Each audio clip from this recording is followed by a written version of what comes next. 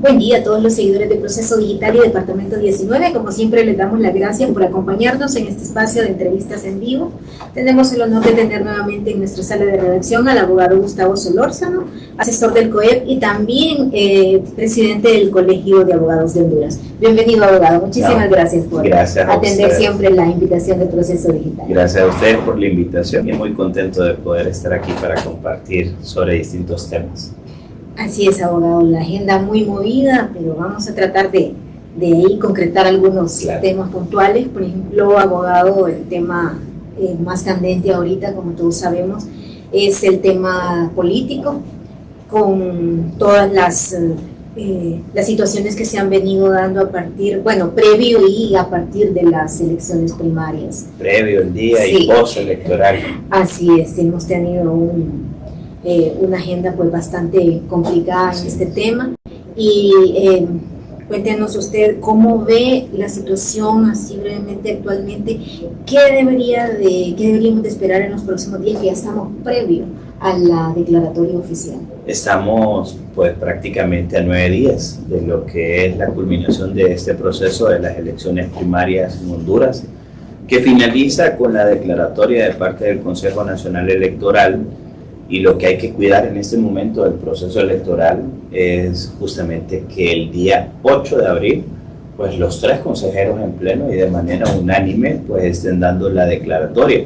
Sí preocupa, y hay que decirlo, esta temática que vemos, o problemática más bien, más que tema, la problemática que se ve dentro del Consejo Nacional Electoral y esta falta de diálogo que al parecer existe entre lo que son las 2 consejeras y el consejero Marlon Ochoa. Lo he visto con mucho... no se ve bien el tema de que se esté saliendo, por ejemplo, el consejero Ochoa a venir y señalar cuestionamientos de los otros 2 partidos políticos. Al final todos sabemos de que ellos están ahí con una representación, cada uno. En el caso de la abogada Cosette, creo que es de todos conocidos, que llega con una representación del Partido Nacional, la abogada Ana Paola del Partido Liberal, y el licenciado Marlon Ochoa en representación del Partido Libertad y Refundación. Pero ya una vez que ellos asumen el cargo, se tienen que despojar también de ese sentimiento de tratar de continuar favoreciendo a sus partidos políticos. Lo que ellos tienen que velar es que el proceso salga bien. Entendemos la coyuntura política por la cual ellos llegan, pero su responsabilidad es con el pueblo hondureño, y creo que no se ha visto bien esta temática de confrontación, esta problemática que ha generado confrontación a lo interno del Consejo Nacional Electoral. Ellos hoy integran un órgano de seguridad nacional, como es el Consejo Nacional Electoral, así lo manda el artículo 51 de la Constitución, y cualquier situación antes de salir a los medios de comunicación deberían de conversarla entre los 3 y posteriormente pues definir cuál va a ser la línea, en este caso pues la parte que van a salir a difundir, cómo se van a dar las noticias, toda la estrategia de comunicación. Creo de que cada quien o que están separadas, y así es como vemos al consejero Ochoa decir una cosa y posteriormente la réplica de parte de las otras consejeras, o viceversa incluso.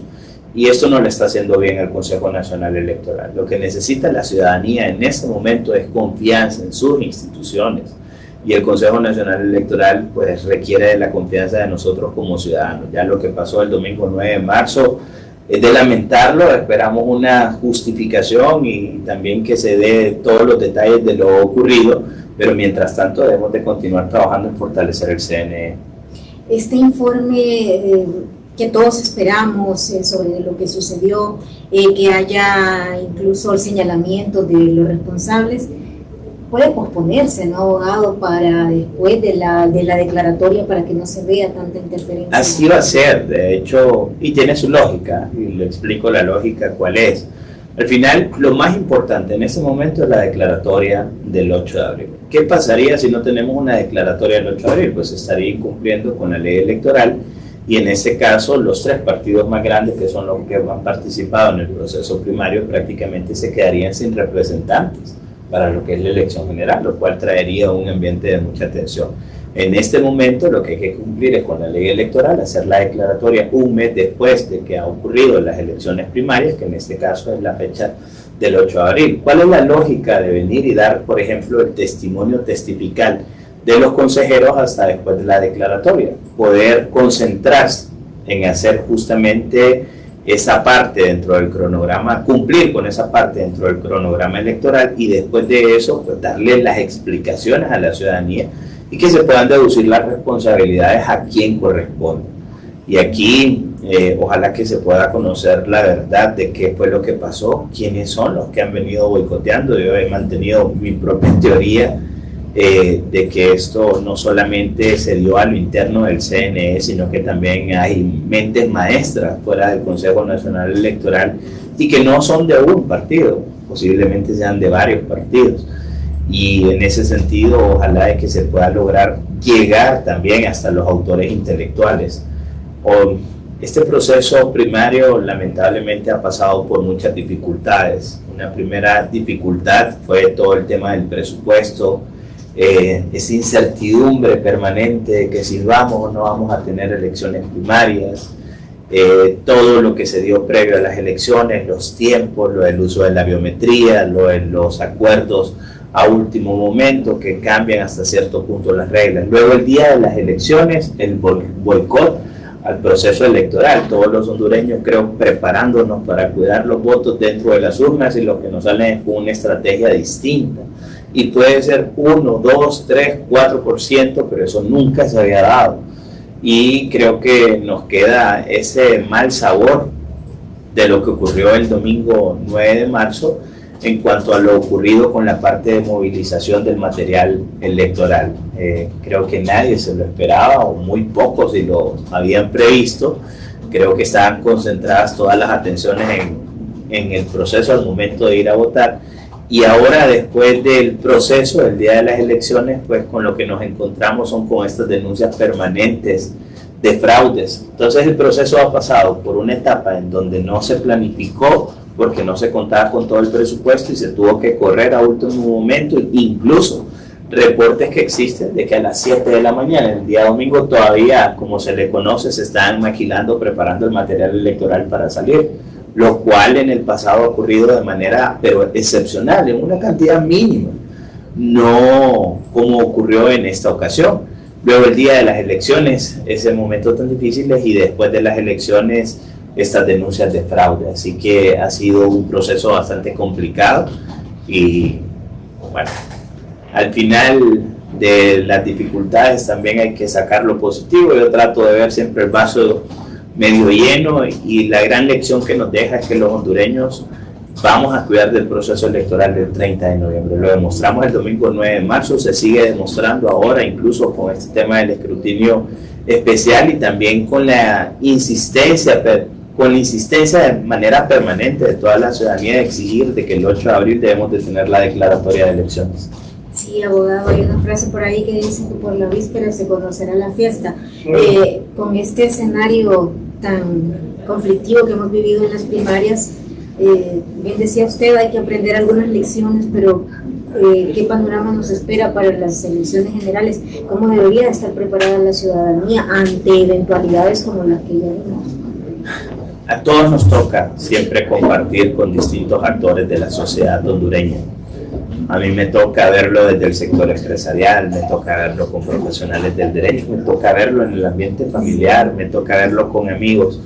Y lo que hoy se respira, lamentablemente, por todo lo que ocurrió en esas 3 etapas del proceso, tanto la previa, la del día de las elecciones, como la postelectoral que todavía no culmina, es un ambiente de incertidumbre. Y cuando salimos a la calle y preguntamos, hay mucha gente que todavía tiene incredulidad en todo lo que es la parte de que si vamos o no a tener elecciones. Yo a todos les digo, vamos a tener elecciones el 30 de noviembre. ¿Y por qué lo afirmo con tanta certeza? Porque lo demostramos el domingo 9 de marzo. Demostramos que los hondureños queremos vivir en democracia. Quien planeó todo eso, creo que le salió muy mal.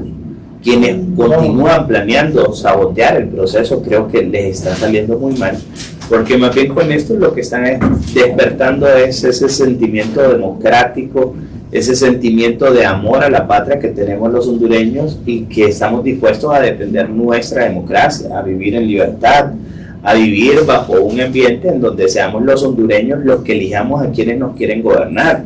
Si en el país el 30 de noviembre, después de las elecciones, se elige de que Libre va a continuar gobernando Honduras, perfecto. Hay que trabajar con las personas que queden en el poder. Si eligen de que es el Partido Liberal, bienvenido. Si eligen que es el Partido Nacional, hay que trabajar con ellos. Entonces, lo que nos queda y lo que nosotros queremos es que quien sea el gobernante o la gobernante de nuestro país sea electo de manera democrática, sin imposiciones, sin trampas. Es necesario ya hacer ese cambio en la sociedad hondureña. Lamentablemente aquí se piensa en elecciones y de inmediato muchas personas lo que están pensando es cómo ganarlas sin escrúpulos, y eso no puede continuar, porque lo único que hacen es delegitimar posteriormente los 4 años de gobierno que se vienen. Yo creo que lo que necesita el país es estabilidad. Si nosotros vamos a 4 años en donde los nuevos gobernantes no tengan la legitimidad necesaria, lo único que vamos a estar condenados es a continuar viviendo como en las últimas décadas, con muy poca confianza de los inversionistas. ¿Y esto qué es lo que provoca? Pues provoca muy poca atracción de inversiones. Al no tener atracción de inversiones no avanzamos de la manera como nosotros quisiéramos. No solucionamos el problema más grande que tenemos los hondureños, que es la generación de empleo. Sí, precisamente, abogado, iba a esa parte que más allá de lo que implica toda la parte política vernácula en sí, la afectación para todos los demás sectores, para la parte social del país, para la parte económica. Y bueno, seguimos lamentando que la inversión extranjera sigue cayendo. Como bien lo apuntaba usted, no hay oportunidades de empleo. Entonces, ¿cómo vemos el panorama, la afectación? Usted que está también en el sector privado, ¿cómo se ve la afectación de todo este conflicto? Miramos en las últimas horas también la parte social, un día de protestas hoy para el caso. Por otra parte, ¿qué opina del anuncio de lo que se está viendo por algunos sectores como criminalización a la protesta? Ok, vamos con la parte económica. En la parte económica, efectivamente, yo todavía continúo como gerente de asesoría legal del Consejo Hondureño de la Empresa Privada. Y esto lo aclaro porque en algunos medios vi así como yo no tengo ninguna incompatibilidad con ser presidente del Colegio de Abogados. De hecho, aquel cargo es un cargo honorífico que yo le he honrado. Yo no le quito nada al colegio, todo lo contrario, trato siempre de estar dándole a mi colegio porque es mi gremio, es el que me permite hoy ocupar posiciones de referencia dentro del país, dentro del sector privado, dentro del mismo sector público, cuando me ha tocado representar también a Honduras. Y bueno, estamos ahí, pero dentro del sector privado el tema es esa falta de comunicación que ha existido con el gobierno. Y esa falta de comunicación lo que conlleva entonces es a que no exista un diálogo y ese diálogo no se materializa en proyectos. Y hoy, y esto lo digo ya desde la perspectiva privada, pero el fin de semana platicaba con alguien vinculado al deporte, a uno de los equipos de Liga Nacional. Y me decía, está mala la economía, ¿verdad, Gustavo? Ajá, ¿por qué? La gente no llega ya a los estadios. No llega por distintos factores. Un factor a veces es la seguridad, pero el otro seguramente es la falta de ingresos que están teniendo las personas para poder acudir a este tipo de actividades. Y así lo podemos ver en distintas otras áreas. Cualquier persona que en este momento pueda acceder a un crédito no lo hace para inversión. ¿Por qué? Porque no sabe qué es lo que puede pasar en un año político en donde la clase política, malos políticos, porque no podemos generalizarlos a todos. Yo creo que hay buenos políticos todavía y cometemos un error al generalizar. Más bien hay que apoyar a esos buenos políticos, pero algunos malos políticos crean un clima de incertidumbre que no es propicio en nada a la economía nacional, y esto pues se vuelve una problemática para todos. Eso es lo que le podría decir desde la parte económica, que es un tema bastante complejo, y ojalá que durante este proceso más bien de campaña de 8 meses que se vienen hasta el día 30 de noviembre, quienes aspiran a la presidencia de la República nos puedan convencer con un plan económico que sea el que ayude al país a recuperarse, sobre todo en la generación de empleo. Sí. Y en cuanto a la criminalización de las protestas, sí, abogados, sí, ¿cómo ve el sector privado también esta parte? Porque se habla, como le decía, de algunos sectores de que es una criminalización, y también por otra parte volvemos a lo mismo, este tipo de protestas en la parte económica son fatales. Ustedes, de hecho, como el COET han señalado pérdidas cuantiosas con este tipo de protestas, por ejemplo, hoy en la CA5. Sí, es que aquí volvemos nuevamente a lo lamentable de lo que tenemos que recurrir los hondureños para ser escuchados. ¿Por qué? Porque tenemos que acudir a medidas extremas. Para mí, el salir, tomarse una carretera, el salir y tomarse una vía de acceso público, el tener que hacer ya la parte de la protesta, que es un derecho. Pero ya acudir a esa última instancia es porque no se nos está escuchando como sectores. Y en este caso lo que quiere decir es que hay alguna petición que no ha sido escuchada por parte de las autoridades. Hoy, en lo particular, pues me alegra, yo se lo decía antes de iniciar la entrevista, que yo he creído siempre en el ingeniero Octavio Pineda, siempre he visto de que sale y da la cara, no es que manda a terceros, para tratar de solventar, y por lo menos los acuerdos que yo conozco que él ha suscrito los ha cumplido. Ojalá que tuviéramos más funcionarios como él, de que siempre estén atendiendo las problemáticas y que traten de darle soluciones efectivas a los problemas. En cuanto al tema de la criminalización, no lo veo correcto. Yo creo de que lo que se tuvo que haber hecho antes de sacar el comunicado por parte de la Secretaría más bien era de que fueran las autoridades a platicar directamente con los alcaldes y suscribir acuerdos.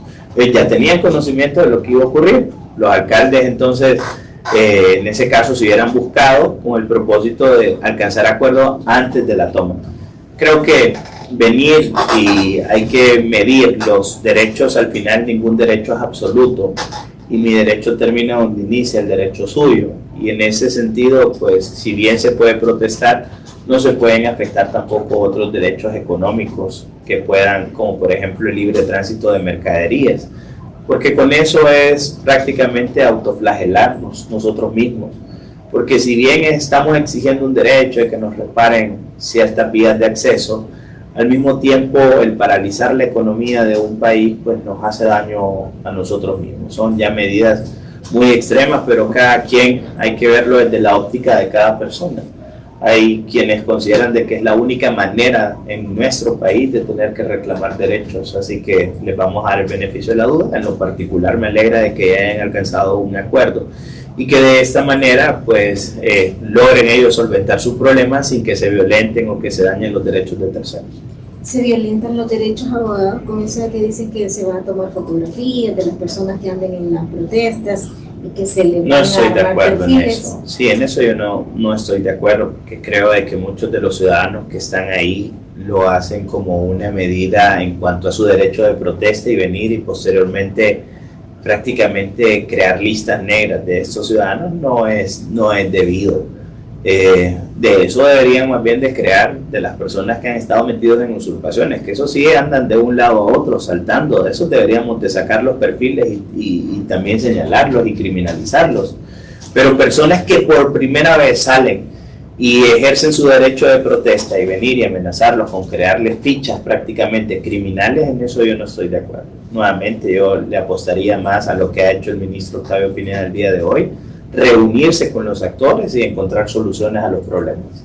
Sí, siempre hablando en el marco de los derechos, abogados, seguimos en un estado de excepción y también en un año electoral, sí. Volvemos a ese tema, debería ya de quitarse el estado de excepción, que como nos han dicho otros colegas suyos también de derecho, ya no se podría ni siquiera llamar un estado de excepción porque se ha convertido en permanente. En una generalidad. Mire, aquí con esto lo que preocupa es lo siguiente.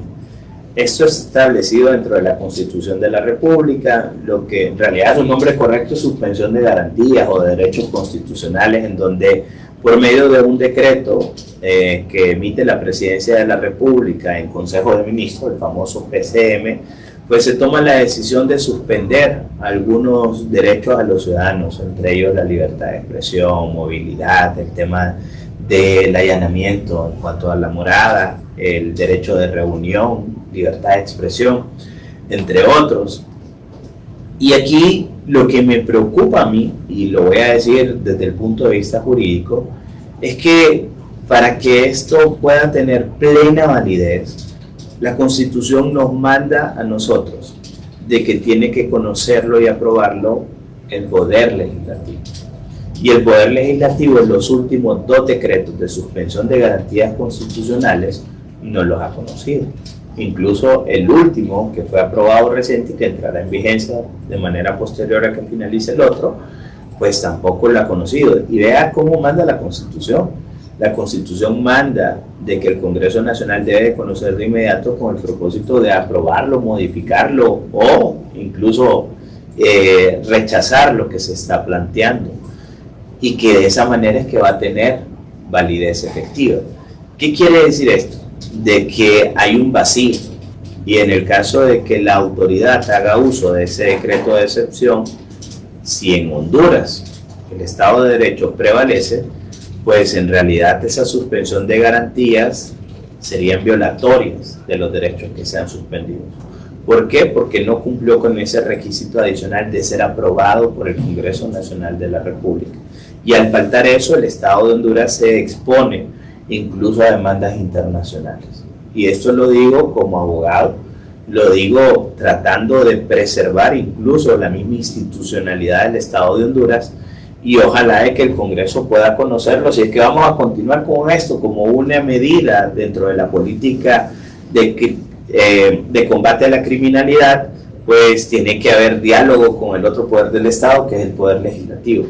Pero sabemos de que esta medida para muchos ya ha sido cuestionada. ¿Por qué? Porque consideran de que lo que exponía usted al inicio y que han expuesto otros colegas, abogados, amigos, de que esto ya no es una excepción, sino que se ha convertido en una regla general y que no podemos vivir de esa situación, y menos en un año político electoral. ¿Por qué? Porque puede crear suspicacias en cuanto a lo que es el proceso y venir a dañar nuevamente la credibilidad que debe de tener el proceso electoral en Honduras.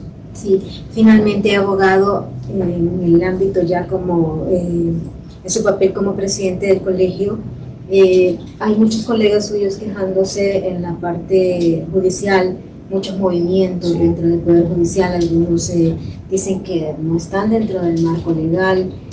¿Cómo esa situación y cómo está actuando ahí el Colegio de Abogados? Mire, ha sido una gestión bastante complicada la que me ha tocado a mí, lamentablemente. Incluso yo lo he vivido, el tema a veces de una oposición simplemente por ser oposición. Yo estoy de acuerdo en la oposición cuando alguien está robando, cuando está dañando, cuando está haciendo las cosas mal.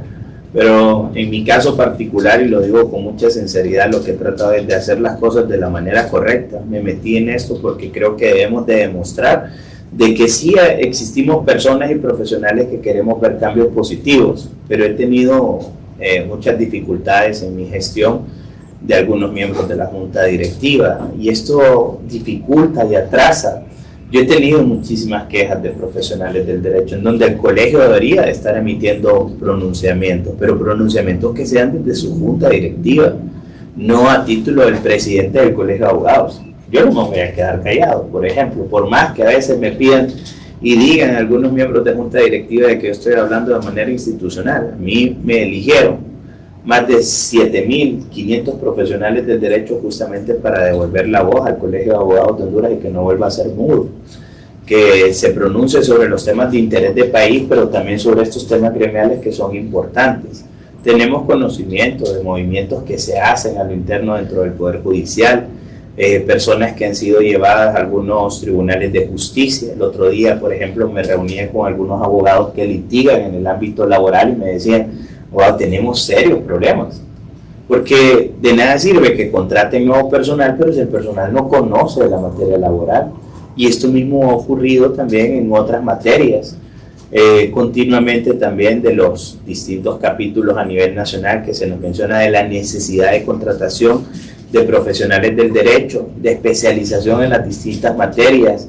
Y ojalá, y hacemos un llamado muy respetuoso, yo tengo muy buena relación con las autoridades del Poder Judicial, pero hacemos el llamado a los magistrados para que tomen cartas en el asunto, para que no desconozcan esto, y en nuestra parte como colegio decirles que estamos en toda la disposición de podernos sentar, de colaborar, de buscar soluciones conjuntas, de llamar a estos profesionales que llegan continuamente a nuestro colegio y que interponen este tipo de quejas, de manifestaciones en cuanto al malestar que se tiene a la atención a la justicia. Que esto lo vivimos como gremio, pero en realidad quien afecta es a los hondureños, porque nosotros lo que hacemos es representar a los ciudadanos ante los distintos problemas que se tienen que resolver en el Poder Judicial. Somos afectados directos, pero detrás de nosotros hay quienes en realidad sufren las consecuencias de esos cambios. Grandísima, es una mora en las distintas materias, es una mora en los distintos tribunales también que conocen que conocen de todas las materias en los juzgados de letras seccionales, y esto está afectando al sistema de justicia fuertemente. ¿Por qué? Lo peor que podemos hacer es caer en un tema en donde la gente ya no cree en el sistema de justicia. Porque cuando ya no se cree en el sistema de justicia, la gente comienza a tomar otro tipo de medidas. Y para eso es el Estado, para dar soluciones a los problemas de los ciudadanos. Para eso pagamos impuestos, para eso contribuimos como ciudadanos, y es el Estado mismo el que debe de velar porque la justicia sea pronta y efectiva. Muchísimas gracias, abogado, por habernos acompañado, y bueno, hemos tratado de abarcar algunos temas así puntuales en poco tiempo, pero siempre tenemos la oportunidad de seguir dialogando nuestras oportunidades, siempre de la temática de país. A todos nuestros seguidores en Proceso Digital, gracias por el favor de su atención. Recuerde que esta y otras entrevistas las tiene a un clic en todas nuestras redes sociales y nuestra plataforma. Muchísimas gracias por su atención.